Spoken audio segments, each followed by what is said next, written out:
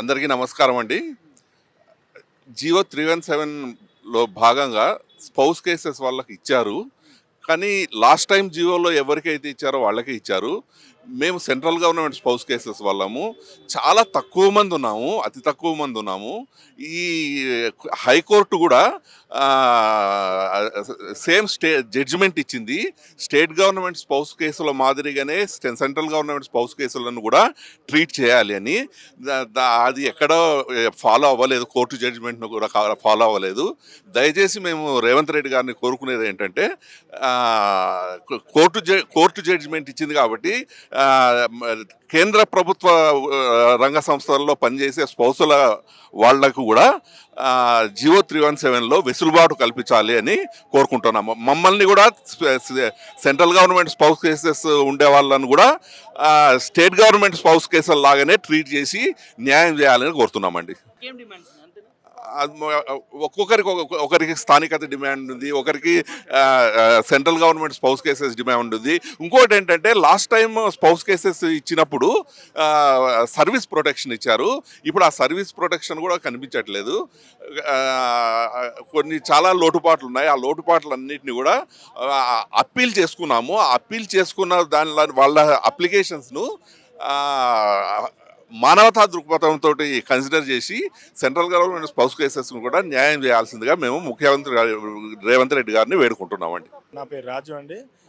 ఏం లేదండి, మెయిన్ స్థానికత. మాకు స్థానికత వచ్చిందంటే చాలండి. ఇవన్నీ స్పౌస్ మెడికల్ అన్నీ ఇంతకుమాలే అయిపోయినాయండి. ఆల్రెడీ అది జీవోలోనే ఉంది. ఇప్పుడు సార్ చేసింది ఏం లేదు ఆడ. ఈ కమిటీ వేయడము మెయిన్ స్థానికత గురించి అండి. మెయిన్ మేము పుట్టింది పెరిగింది ఎక్కడనో అక్కడ మా చేయండి. మీరు గెలిచినాక మాకు అయిపోతుందని మేము ఎంత సంతోషంగా సంబరాలు చేసినాం సార్. ఇప్పటికే 1 ఇయర్ అయింది మీరు వచ్చి కూడా. మీరు చేస్తారని ఇప్పుడు కూడా మాకు నమ్మకం ఉంది. రేవంత్ రెడ్డి గారి మీద మాకు నమ్మకం ఉంది. ఖచ్చితంగా చెయ్యాలని భావిస్తున్నాం సార్. ప్లీజ్ ఈ ఒక్క స్థానికత చేస్తే మా పిల్లలు అందరి దగ్గర మేము అందరం కలిసి ఉంటాం సార్. ప్లీజ్ సార్, దయచేసి ఎలాంటి సమస్యలు ఎదుర్కొంటున్నారన్న స్థానికత గురించి ఇప్పుడు 317 వల్ల? అవును, ఇప్పుడు మా పిల్లలు అంతా మాది హైదరాబాదు, మేము పోయింది నిజామాబాద్కి. మొత్తం అసలు మేము పని కూడా చేస్తుంటే మేము అక్కడ ఉండి ఇక్కడ అసలు చేయలేకపోతున్నాము. అసలు మాకు హెచ్ఆర్ఏ పోయింది అది అని బాధ లేదు, కానీ మా ఫ్యామిలీ మా దగ్గర లేదు. అదొక్కటే బాధ అండి. మా బాబు కూడా ఫిజికలీ హ్యాండిక్యాప్, 72% డిజేబుల్. దాంట్లో కూడా మాకు ఇవ్వలేదు. ఓన్లీ మెంటలీ రిటైర్డ్ చైల్డ్ అని అడిగారు. ఇవి ఇట్లాంటి వాళ్ళకి చూడాలా సార్? మెయిన్ స్థానికత ఇస్తే, ఈ స్థానికత అనేది చేస్తే ఈ జీవోలు అందరికీ న్యాయం జరుగుతుందండి. మెయిన్ స్థానికత ఇది ఒక్కటి చేస్తే మేము ఎప్పటికీ రుణపడి ఉంటాం సార్ మీకు, డెఫినెట్గా సార్. సార్, ఇది ముందుగా ఈ జియో 317 అనేది ఇప్పటికైనా ముఖ్యమంత్రి చొరవ తీసుకొని దీనిపై ఒక స్టాండ్ తీసుకొని ఒక స్పెషల్గా ఒక రివ్యూ చేసి ఇప్పటికైనా మా సంఘాలు కాకుండా ప్రతి సంఘం అందరూ కూడా దీన్ని సపోర్ట్ చేస్తున్నారు సార్. ఎవరు కూడా దీన్ని వ్యతిరేకంగా లేరు.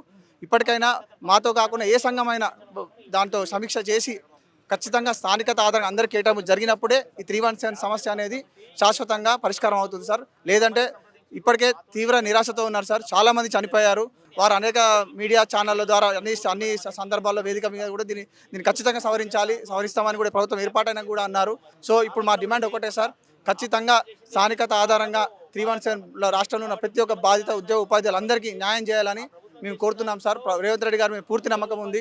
మరి ఎవరైతే అధికారులు మరి తప్పుదోవ పట్టిస్తున్నారో, మరి మిస్గైడ్ చేస్తున్నారో తెలియట్లేదు సార్. ముందు సబ్ కమిటీ ఏర్పడినప్పుడు చాలా పాజిటివ్గా ఉండే సార్. దామోదర్ రాజనరసింహ గారు కానీ, మంత్రి శ్రీధర్ బాబు కానీ, పొన్నం ప్రభాకర్ కానీ ఎవరైనా అందరూ కూడా ఖచ్చితంగా అయిపోతుంది, సూపర్ న్యూమరీ క్రియేట్ చేసి అయినా మీకు న్యాయం చేస్తామని మాకు డైరెక్ట్గా మీటింగ్లో కూర్చోబెట్టుకొని అనేక చర్చలు జరిపిన సందర్భాలు ఉన్నాయి సార్. మరి మధ్యలో ఏమైందో తెలియదు సార్. ఖచ్చితంగా ఇప్పటికైనా ముఖ్యమంత్రి గారు చొరవ తీసుకొని ప్రతి ఒక్కరికి న్యాయం చేయాలని మేము కోరుకుంటున్నాం సార్. ప్రతిపక్షంలో ఉన్నప్పుడు మీకు హామీ ఇచ్చి ఇవాళ అధికారంలోకి వచ్చిన తర్వాత తానే ముఖ్యమంత్రి ఉన్నాడు. కలిసే ప్రయత్నం ఏమైనా చేసిన ముఖ్యమంత్రి గారిని అనేక సందర్భాల్లో సంఘాలు కలిసాయి. మేము కూడా అనేక మార్లు కలిసాము సార్. ఒకసారి కలిసాము. ఖచ్చితంగా పాజిటివ్గా ఉంది. మేము కమిటీ చేస్తాము, ఖచ్చితంగా అయిపోతుంది అన్నారు. మొన్నటిదాకా కూడా ఖచ్చితంగా నిన్న మార్నింగ్ మాకు తెలిసింది సాయంత్రం జీవోలు వస్తున్నాయని. ఎక్కడో అక్కడ కొద్దిగా రిలాక్సేషన్ ఉంటుంది. మా స్థానికత ఆధారంగా కేటబుల్ వరకు కొంతమంది కన్నా ఒక ఫేజ్ అరేంజింగ్ వేకెన్సీ కానీ ఫస్ట్ ఎగ్జిస్టింగ్ వేకెన్సీ కానీ వస్తుంది అనుకున్నాము, కానీ అది జరగలేదు సార్. మరి ముఖ్యమంత్రి గారికి చేరవేయడం జరగలేదా అంటే అది కూడా కాదు సార్. ఎందుకంటే నేను ఇందాక చెప్పినట్టుగా అనేక సందర్భాల్లో ఈ స్థానికత సమస్య స్థానికులని స్థానికేతరులుగా మార్చి ఇది స్థానికత పునాదుల మీద ఏర్పడ్డ తెలంగాణలో ఇది పెద్ద సమస్య. ఇది చాలా రాజ్యాంగ విరుద్ధమని ఆయనే ప్రకటించారు. సో ఆయనకు తెలుసు. ఖచ్చితంగా రేవంత్ రెడ్డి గారు మీరు దీనిపై స్పందించి వెంటనే అందరికీ న్యాయం చేయాలని మా ఉద్యోగ J317 బాధిత ఉద్యోగ ఉపాధ్యాయుల తరపున మేము కోరుకుంటున్నాం సార్. వీళ్ళు స్పందించకపోతే కార్యాచరణ ఎలా ఉంటుందంటే మీ డిమాండ్స్ ఏంటి? సార్ మేము ఇప్పుడు మేము ఖచ్చితంగా మేము ఇప్పుడు ఈ సమస్య అనేది ఏంటంటే సార్, ఒక ఉద్యోగ ఉపాధ్యాయులు మాత్రమే కాదు సార్, ఒక ఉద్యోగ కుటుంబ సమస్య, వాళ్ళ పిల్లల స్థానికత సంబంధించిన సమస్య. ఇది ఒక 10,000 కుటుంబాలు అంటే ఇప్పుడు ఒక 20,000 కుటుంబం, 10,000 ఉద్యోగ ఉపాధ్యాయులు 20,000 కుటుంబాలు సార్, 2 లక్షల మంది ఓటర్లు సార్. మేము ఈ ప్రభుత్వం ఏర్పాటు చేయాలి చాలా కృషి చేసినాం సార్. మేమేం వ్యతిరేకం లేదు సార్. ఖచ్చితంగా ఇంకా మేము ఇంకా ఓపికతో ఉన్నాం. ఖచ్చితంగా నిర్ణయం తీసుకుంటారని, ఒకవేళ నిర్ణయం తీసుకోకపోతే ఖచ్చితంగా పోరాటం చేస్తాం సార్. ఈ స్థానికత సాధించే వరకు దీనిపై మేము పోరాడతాం సార్.